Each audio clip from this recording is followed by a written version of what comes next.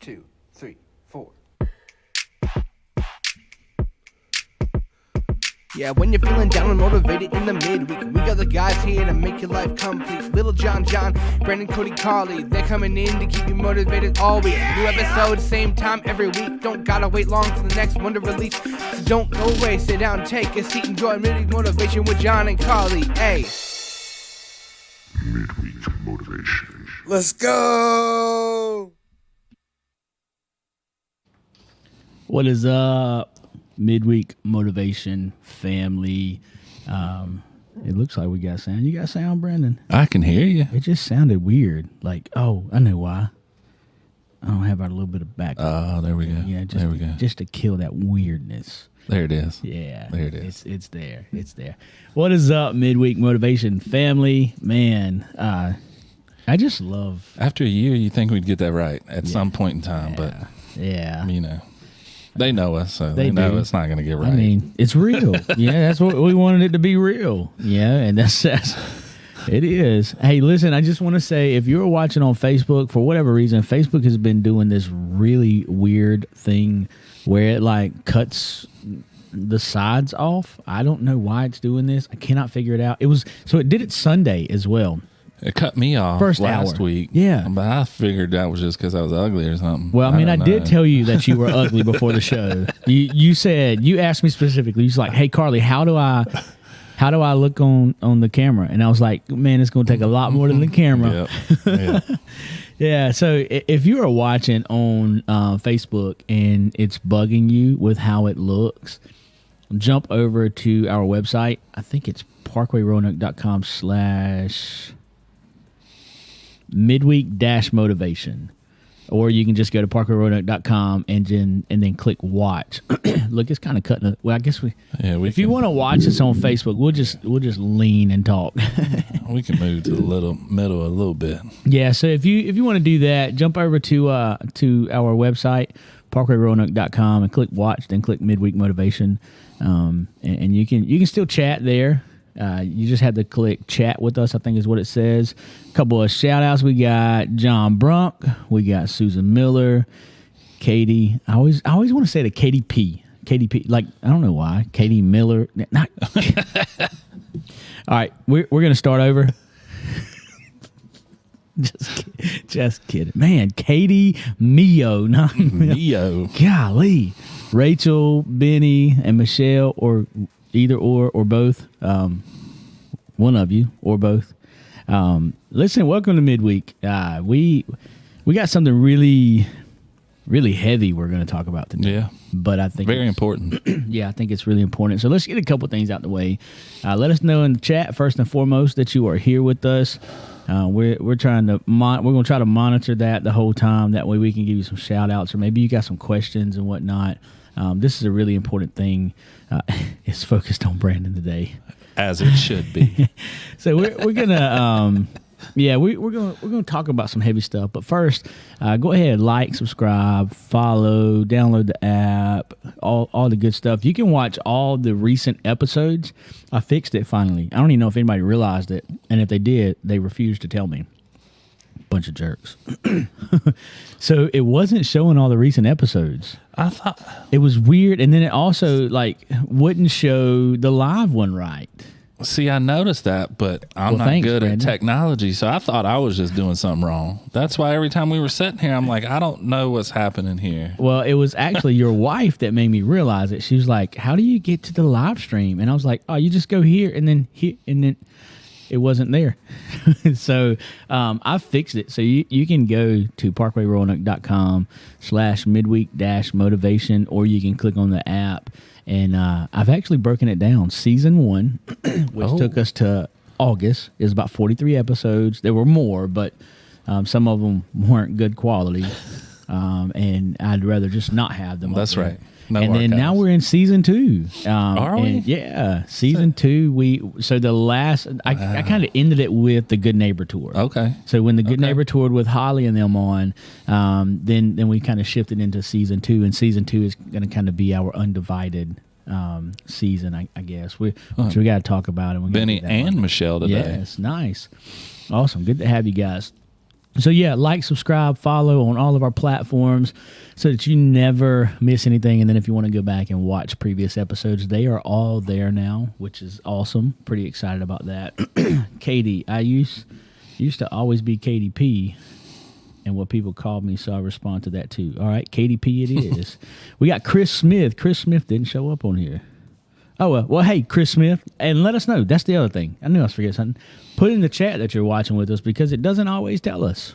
Actually, it doesn't tell us ever anymore. Ever. Never. I don't know what Facebook is doing, but they don't like us anymore.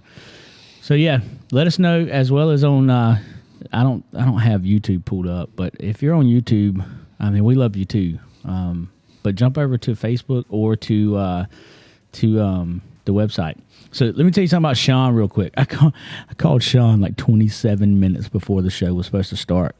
And I was like, hey, bro, you want to be on Midweek today? He's like, really, man? 27 minutes before the show starts? You can't give me 2 hours or something? It was just, I sat down and I was like, man, Sean would be good to be on the show to help motivate us on such a kind of like downer kind of topic. See, when I called Sean last week, I called him on, I think, Monday. Show off. So, you know. Yeah. You set the bar too high, man. See who's the busy one around here. You set the bar too high, man.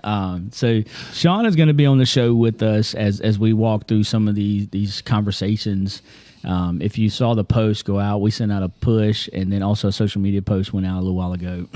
We're going to be talking about Out of the Cave. I feel like Chris Hodges should pay me for how much I mentioned his stuff. You know, we did the Pray First book. Yeah. And now we got. I thought it was another book from him too. Yeah, I promise I'm not getting any royalties for this at all. We're doing this study with our, we call it the After Party Life Group. It's a pretty cool name, right? That is a cool name. Yeah, I didn't think it was going to stick. I said it, and they were like, ooh, I like that. So, it's After Party Life Group for mid-adults. Well, yeah, it's the younger adults. They still, like, I'm an older adult, I guess. So when I hear the term party, I'm like, I'm going to bed. So we do. I'm not the about reason we that. call it After Party is because it's right after church. Yeah. And we eat together. And, That's such a neat idea because everybody does that. Anyway. Really and truly, it was Bradley Smith's idea. We were talking about when we were kind of multiplying from the young adult ministry to having like an older portion of it. Shout out to John Spencer, who is leading the young adult ministry now, and doing a great job there. But when we talked about splitting it or multiplying it, sorry, I didn't mean to just like clear my throat in everybody's ear. I apologize. I was getting some water, man. Yeah. So I don't even know where I was going with this. Oh, so Bradley was like, man, why don't we just do lunch? Everybody's got to eat. Everybody eats. And so we asked around, and there were some who couldn't. There were some who were like, well, I mean, I could make it work. And there was others like, yes. And so for me personally, and I shared this with the group, for me personally, and this I promise I'm hooking it back into the conversation for today. This life group helps me because anybody who is in ministry, a pastor or whatever, a lot of times Sunday afternoons is the hardest because you come off this high and then you get home and you start thinking about like, man, I should have said this, should have done that, wish it would have happened this way. And so you get in this Sunday afternoon lull, you get in this Sunday afternoon low. And so I told the after party, I was like, man, you guys don't know what this means to me because I don't have the chance to hit that low. I mean, I come off this high and then I'm with my people and they help me, So selfishly, man, it is so special to me. And we're going to mention life groups, but man, like, especially when we're talking about something like we are today. Yeah. Mental health and depression and all. Like, honestly, too, that's what's always made, because I've had several people, because our life group is a big life group. I've got 2 pastors. Yeah.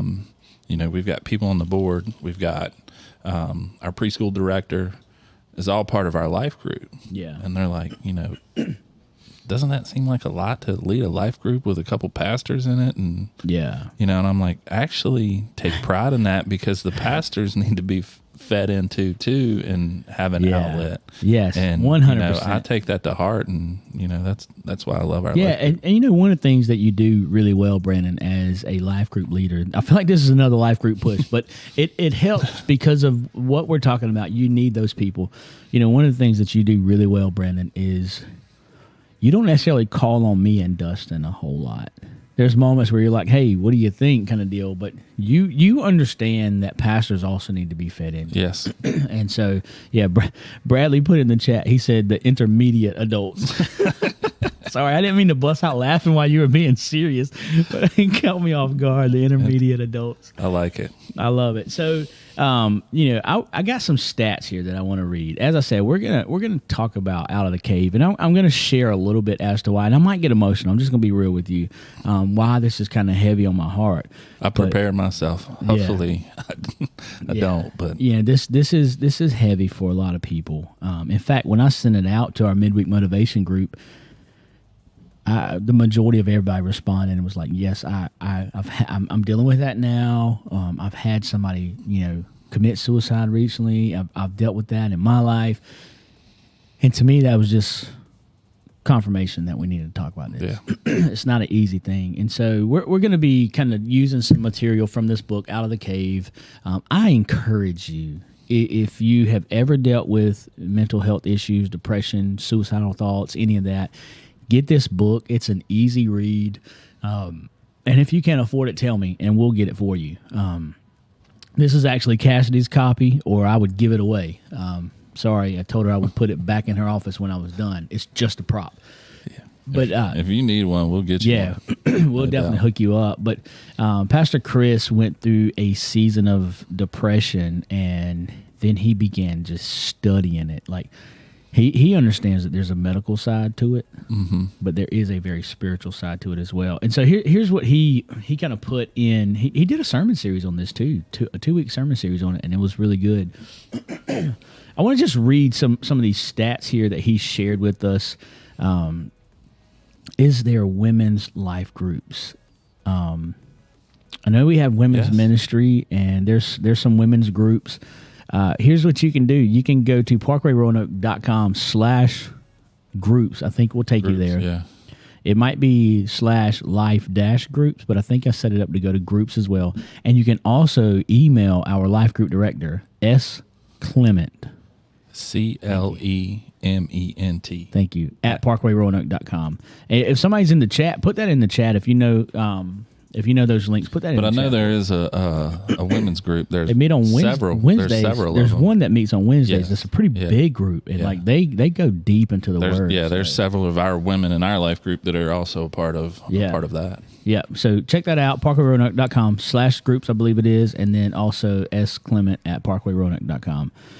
So here's some things that Pastor Chris listed that, man, like when I read this, dude, it hurt. And here's how he said it. 2020 happened, and calls to mental health hotlines went up 900%. Divorce filings went up 26%. 25% of young adults considered suicide. That's a number from CDC. 10% of all Americans considered suicide. That's crazy. 10% of all Americans. Wow.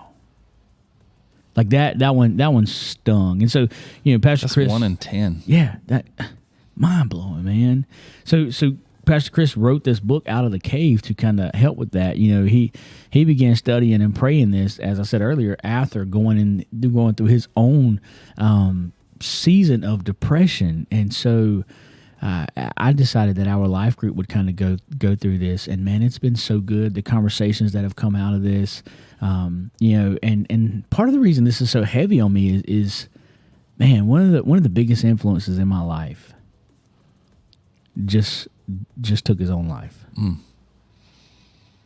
because of mental illness and because of medication. And then Sunday, my mom watches online every week. She might be watching right now. Sometimes she tries to jump on midweek when she can.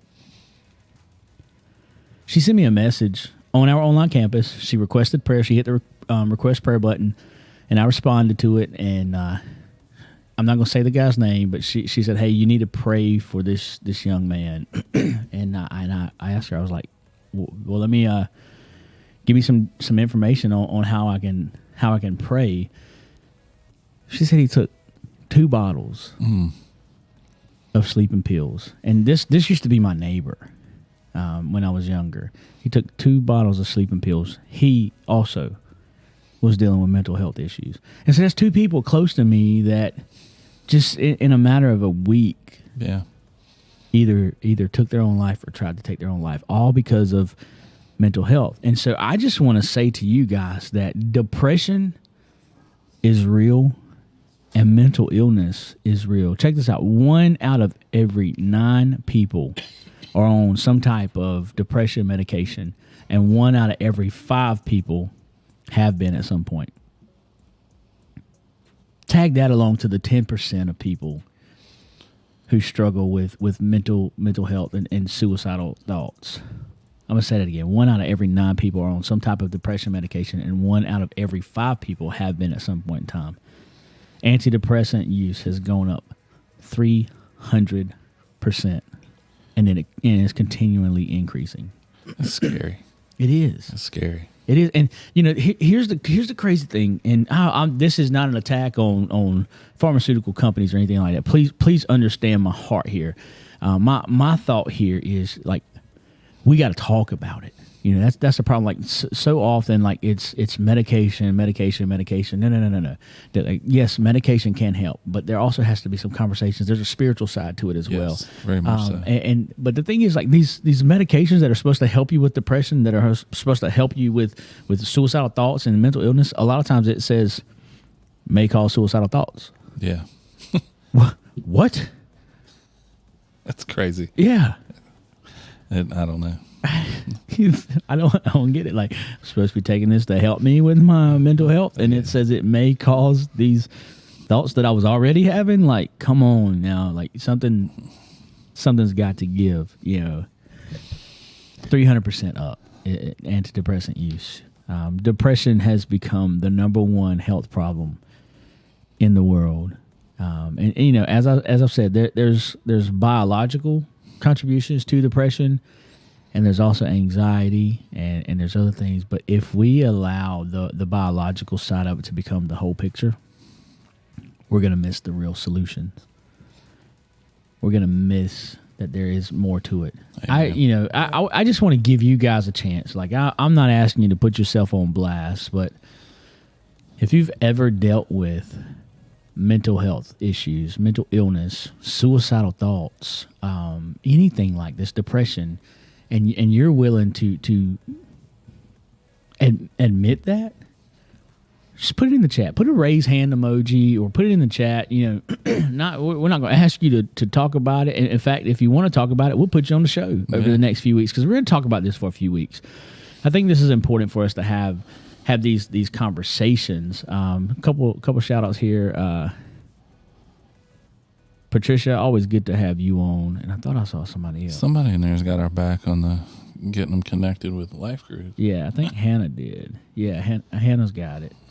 Yeah, so, here's the one thing that Pastor Chris said, and I want to say... We can start that off real quick. I can't put an emoji in, but... Yeah, but y'all aren't alone. And I just want to say this. We're not professionals.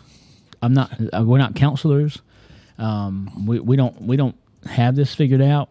We just know that this is something that needs to be talked about. We've both gone through it. We've both had those depressions and those suicidal thoughts. We've both depended on alcohol and drugs to fill that void and to take the pain away. We've both done that, and so we've experienced it. And thank God that we're out of the cave. Yeah. Thank God that we're on the other side of that. We saw the light on the other side of that. I said this in the post that we put up and the push notification that went out. Don't back yourself into a cave. Yeah. Well, my biggest thing was I'm so thankful that, because I could have never got out of that on my own. Yeah. Never. Yeah. 100%. I was, I said it in our chat that, I was thankful to have people around me that noticed. noticed me going into that place and was like, hey man, you need help. You need to talk to somebody. That points back to having the conversation. I see some raised hand emojis going up. That goes back to talking about it. That goes back to being in a life group, being around your people, so that you're around them enough that you really don't have the time to slip into that cave. But then if there is that moment where you slip into the cave, you're around them enough that they recognize it. Mm-hmm. We're not meant to do life alone. We're meant to do life. True growth and deliverance and freedom happens in the context of relationships. Only so much can happen on a Sunday morning.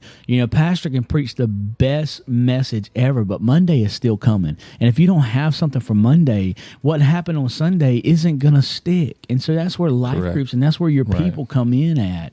I didn't plan to go that deep on that right away. Susan, thank you for sharing. Susan said anxiety, depression, huge insecurities about my image. So many people deal with that, Susan, and the fact that you're willing to share that, somebody's going to see this and somebody's going to be like, hey, that's me. Just like we said, the alcohol and the drugs, somebody's going to be like, that's me. Like, I get that. Here's something I want you to understand, though. Depression is not a malfunction of your mind. No. It's a signal. It's kind of like the check engine light on your car. Like, hey, something's not right. Something's going on here. You need to get this checked out. Yeah. Something's not good. Our mind is that analogy. Yeah, and that's not mine. That's Pastor Chris. Our mind in this moment when we start dealing with depression, anxiety, and mental illness, a lot of times it's our mind trying to tell us that something's off. If you're depressed, if you're anxious, listen, you are not weak. I want you to hear me say that. You are not weak and you are not crazy, but what you are is you're human. And God knows that. You're human and your needs. You have unmet needs in different areas of your life, and your body, your mind is sending these signals like, hey, something's off here. Something's not lining up. I think part of my biggest problem at the beginning too was I felt like I was the only one going through it. Yeah. And that's what that's what the devil wants you to think too. He's like, oh man, if you talk about that, they're gonna all judge you. Nobody else is going through that. But what he really knows is when he's in your ear about that, he's in my ear, and he knows if you speak up, I'm blessed too. Yeah. And he's in your ear. He's like, you can't talk about that. Nobody else is going through that. You can't talk about it. And he's telling us all the same lie. Yeah. And I know a lot of times we look up to our pastors and we look up to leaders in our church and things like that, and we're like, I can't take that problem to them, because then, I mean, how would my image look, at church on Sunday mornings?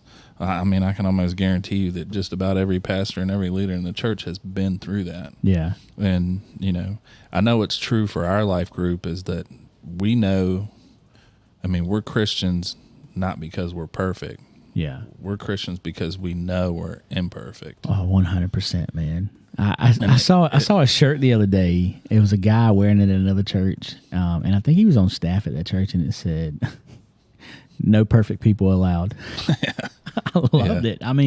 We are all imperfect. I just want to say something that John said here, and I want to let everybody know this. John said this on our app, or is he on the app or is he on a website? He's on the app right now. That's the app, right? Yeah. Oh, I don't know. We can't tell. Either way. It's app or website. Yeah. He said, you guys are my unofficial life group. And listen, I want to tell you guys, like, we consider this a life group. We've talked about it. Like, Midweek Motivation is kind of a life group for us. And we hope that it's the same for you guys as well, that you feel like this, like, we're your people, and the people that are on here, they're your people. And that's why we have that number. It's on the bottom of your screen right now. Yeah, it is. 540-900-3838.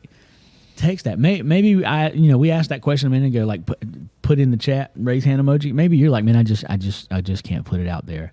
Well, text us. Again, we're not professionals, but we want to be there for you. We want to encourage you. Pray for you. Yeah, we want to do whatever we can. But here's the thing: there is this negative stigma on depression and mental illness and mental health issues. That people often think less of a person with mental illness. If we're dealing with mental illness or depression or anxiety or whatever it may be, we often think less of ourselves. we understand, when someone gets physically sick, say someone has the flu, Right. we empathize with them. They're sick. They're physically sick. And so we're like, oh no, you got the flu. Like, what can I do for you?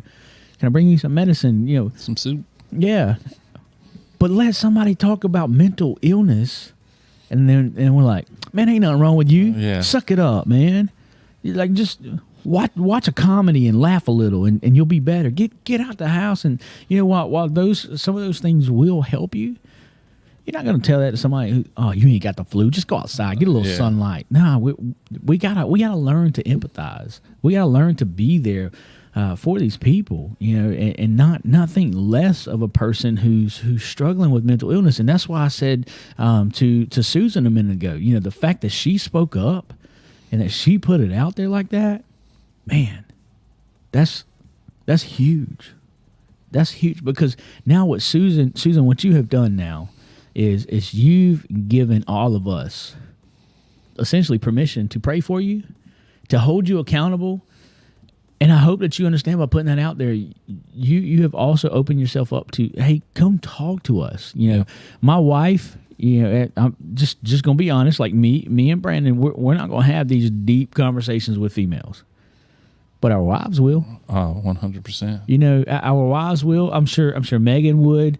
Megan's on our midweek team. She's on the show every now and again, and she may actually be on the show next week, because she's one that's been impacted by some close friends. And my family. wife is very, very passionate about it. I mean, I read the text to her yesterday from our midweek chat, and we had probably an hour and a half, 2 hour long conversation. Yeah.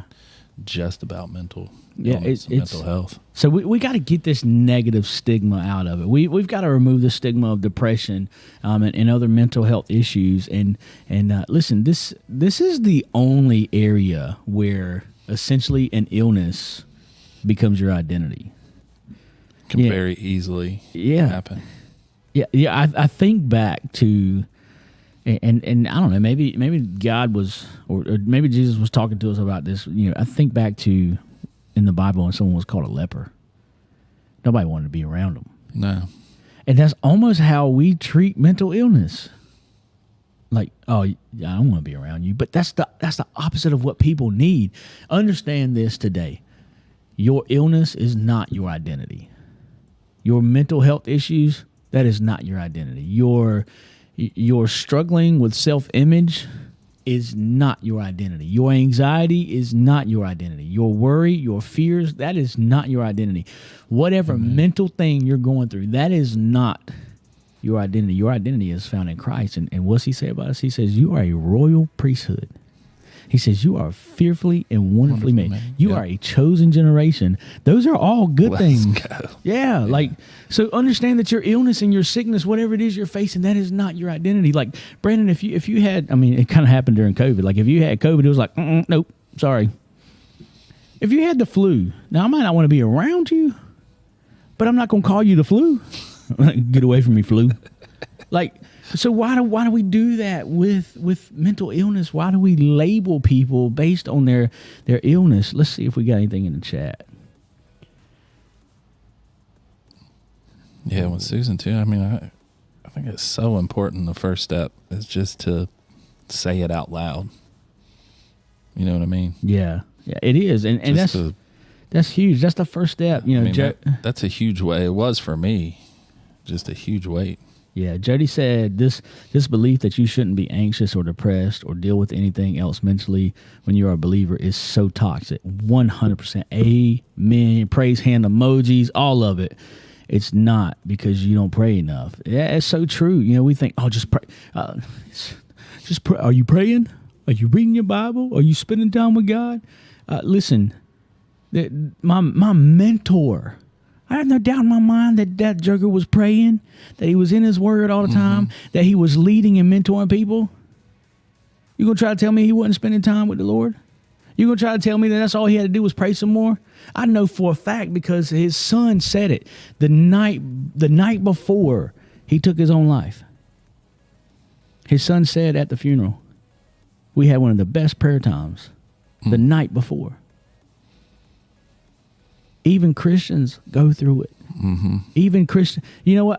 I'm just gonna go ahead and jump here. Let me say this. God wants us to have free living, full lives, happy with meaning. How do I know that? Galatians 5:1. It is for freedom that Christ has set us free. Even Christians, though, that's what I was getting to. Even Christians get depressed. A lot of great people of faith found in the Bible got depressed. Look at Jeremiah.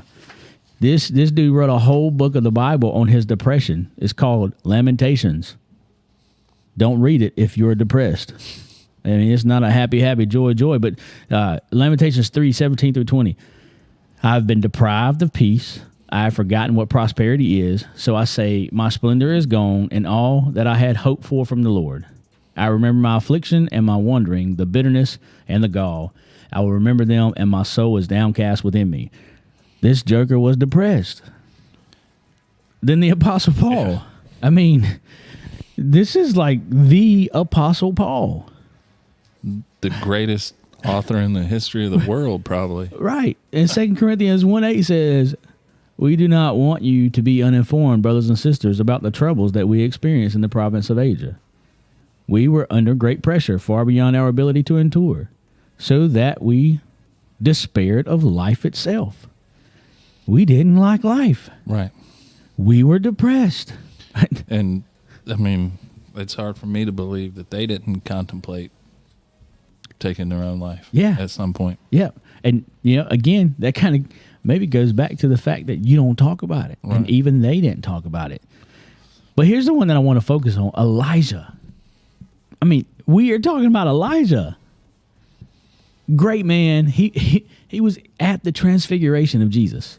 In 1 Kings 18, it was a major victory. He defeated the prophets of Baal. God's fire came down and consumed water-soaked sacrifice. And then King Ahab, his wife Jezebel, didn't like Elijah for this. No. And let me just read it. 1 Kings 19:1-4. Now Ahab told Jezebel everything Elijah had done and how he had killed all the prophets with the sword. So Jezebel sent a messenger. Jezebel didn't even go. Jezebel sent a messenger to Elijah to say, may the gods deal with me, be it ever so severely, if by this time tomorrow I do not make your life like one of them that he had killed. And Elijah, from a messenger, after this great victory, Elijah was afraid and he ran for his life.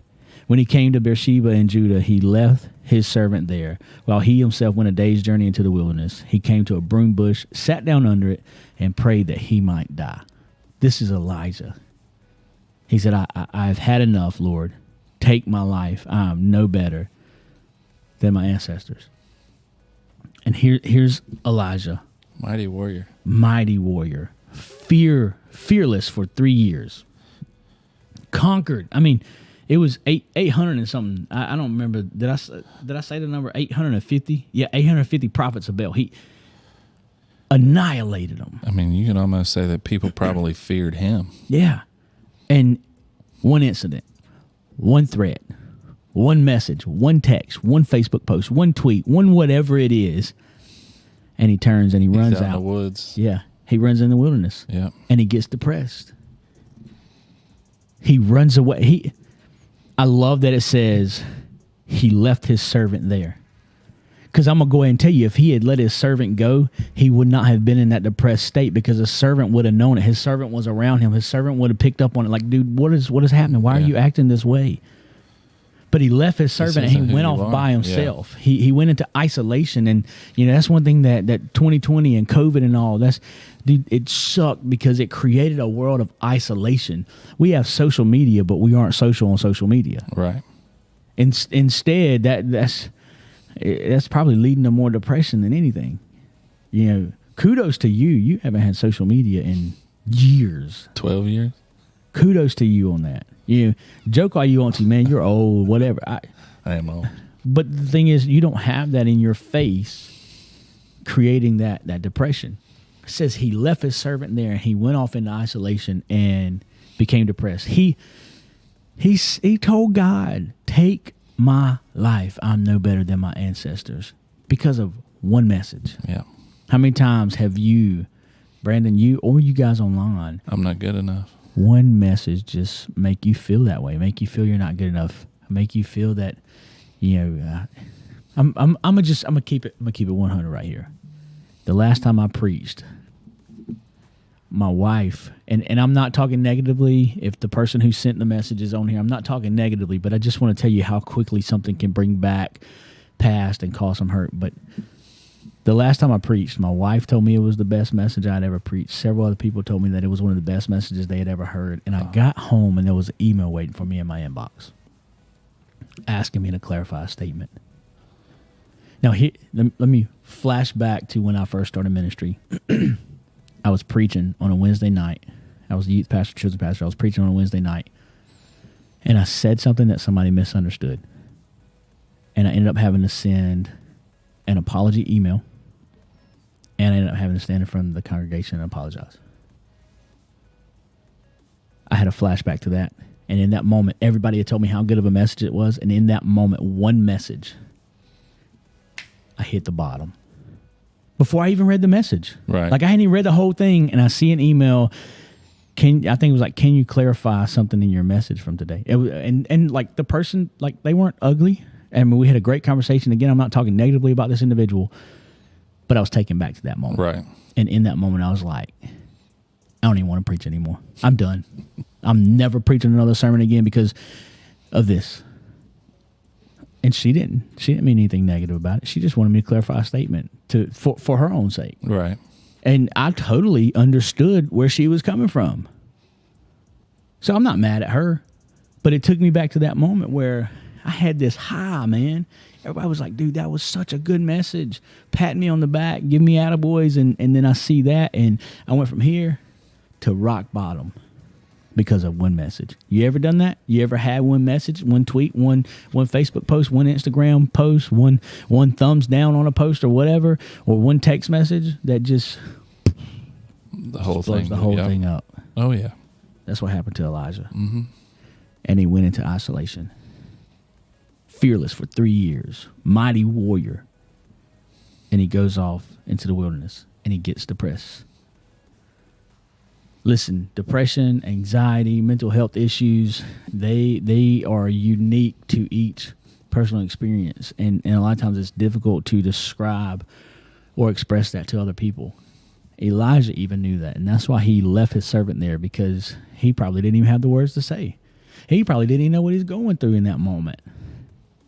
While Elijah's situation reflects his unique experience, it also reflects a journey through depression that many people may find similar to their own, like I just described. His experience, he just had this big victory, and then right after just plummeted. That's from one extreme to the next. Yep, he went from the awesome display of God's power and glory on Mount Carmel, which also included an embarrassing annihilation and defeat of King Ahab and 850 prophets. Is it caramel or caramel? I'm just kidding. I say caramel. Caramel. What is it? Put it in the chat. Is it caramel? Caramel? How they Caramel? gonna put it in the chat? It's spelled the same way. Let's see. Put it in the chat. Let's see. It looks the same. How do you say it? Like I say caramel. Thank you. Caramel.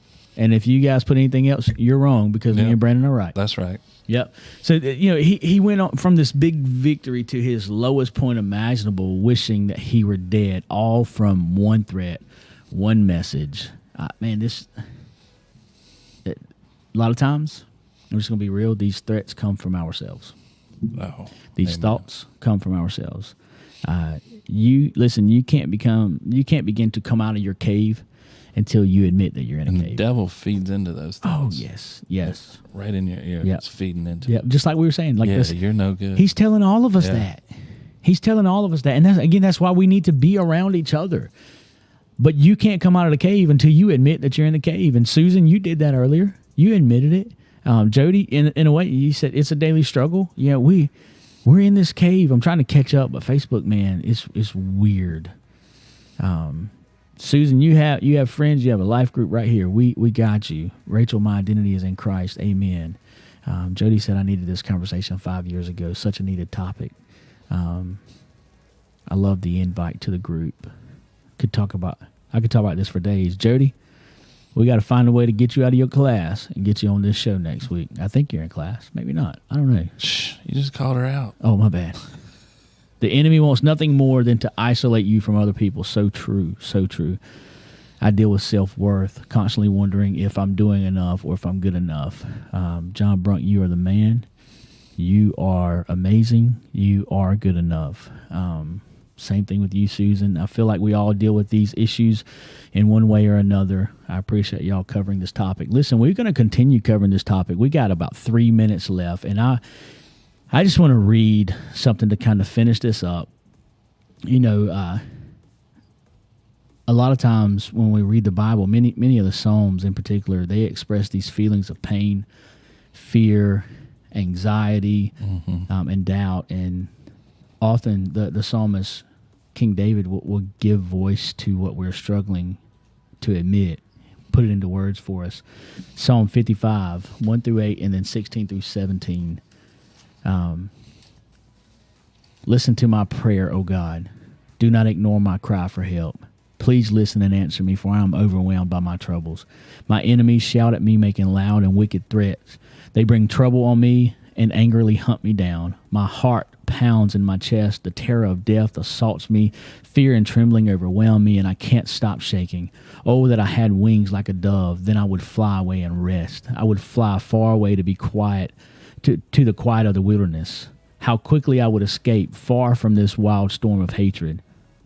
And then 16, but I will call on God, and the Lord will rescue me. Morning, Amen. Noon, night, I cry out in my distress, and the Lord hears my voice.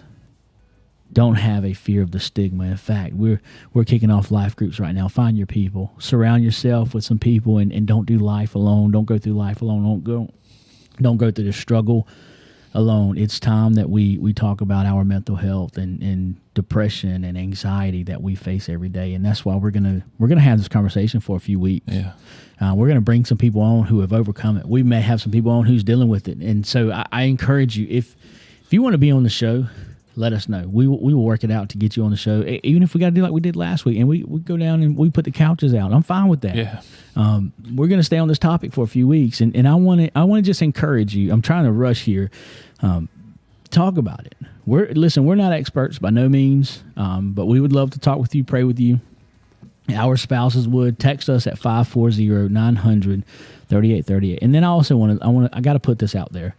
If you're having suicidal thoughts, call the suicide hotline by dialing 988 on your phone, and then also reach out and talk to somebody. And for those who have been impacted by suicide, I leave you with this thought here. Don't let a moment of tragedy supersede a lifetime of success. You don't know what that person was going through in that moment, and it doesn't change who they were before that moment. Same thing for you. You don't know what you mean to people. Talk about it. Call somebody. Join a life group. Final thought. We've got a life group for everybody. We got 1 minute. We got a life group for everybody. So if Join you the don't group. think there's one that you fit in, let us know. And we'll create one if we got to. Find you one to get into. Yeah. Listen, thank you guys. This has been Midweek Motivation. Real conversations with real people about a real God. Share this with somebody that maybe needs it. Join us again next week as we continue this conversation. God bless you guys.